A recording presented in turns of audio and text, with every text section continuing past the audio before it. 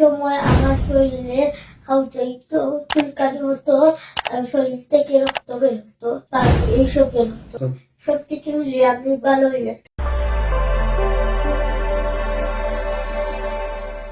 আসসালামু আলাইকুম।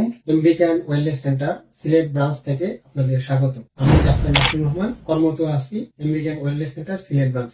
আজকে আমরা একটা সফলতার গল্প আপনাদের সাথে শেয়ার করতে চাচ্ছি। আমাদের পাশেই দেখতে পাচ্ছেন পেশেন্ট দীর্ঘদিন যাবত স্কিন ডিজিজে ভুগতেছিল। আলহামদুলিল্লাহ 1.5 মাস চিকিৎসার পর ওর চোখে পড়ার মতো ইমপ্রুভমেন্ট চলে আসছে। ও কতটুকু সমস্যা নিয়ে আসছিল, ধাপে ধাপে ছবি ভিডিও গুলা আমরা আপনাদের সাথে শেয়ার করব। আজকে পেশেন্টের মুখ থেকে সরাসরি ওর সমস্যাগুলা এবং ও এখন কেমন আছে এগুলা শুনবো। কেমন আছো তুমি? তোমার নাম পরিচয় করতে দাও। আমার নাম আব্দুর রহিম সাকিব, আমি ক্লাস 6 এ পড়ি। আচ্ছা, তুমি যখন আমাদের কাছে আসছি না, হ্যাঁ, তখন তোমার কি কি কষ্ট হইতো? যখন আসছিলাম ওই সময় আমার শরীরে খাওয়াইতো, চুলকানি হতো, আর শরীর থেকে রক্ত বের হতো, আর এইসব বের হতো। আচ্ছা, তুমি তো স্কুলে যাইতে, তাই না?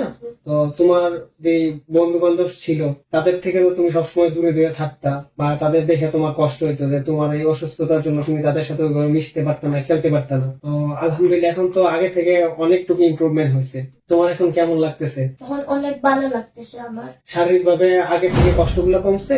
জি। আচ্ছা, এখন তোমার আগের যে কষ্টগুলো ছিল আর এই যে বর্তমান যে সময়টা, এখন তোমার কেমন লাগে? তোমার এই যে ওভারঅল চুলকানি এগুলা কমছে কিনা, শরীর থেকে যে পানি বের হতো, ফুল বের হইতে, ওভারঅল সবকিছু মিলাই তুমি এখন কেমন আছো?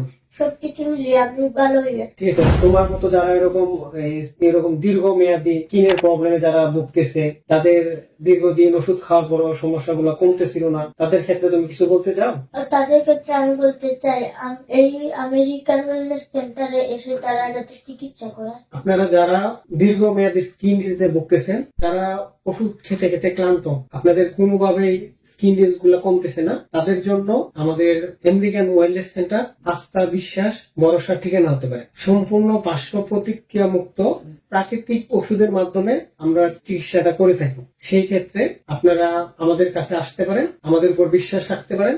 ইনশাল্লাহ আশা করতেছি আপনারা সঠিক চিকিৎসা ইনশাল্লাহ পাবেন। আজকে এ পর্যন্তই। অন্য কোনো দিন অন্য কোনো গল্প নিয়ে আমরা আপনাদের সামনে চলে আসবো। আল্লাহ হাফেজ।